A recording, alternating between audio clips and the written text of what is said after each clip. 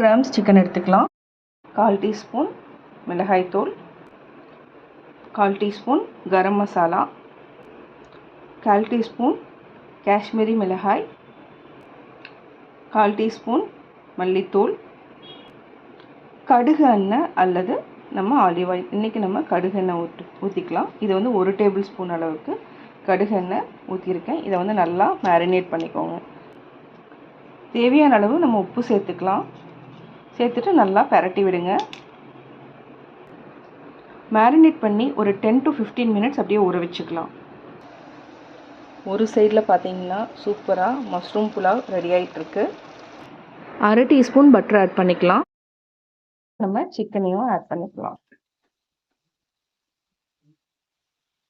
இது வந்து புதுசாக கற்றுக்கிறவங்களுக்கு ரொம்ப ஈஸியாக சிம்மில் வச்சு வேக வச்சு எடுங்க. சுவையான கிரில்டு சிக்கன் ரெடி.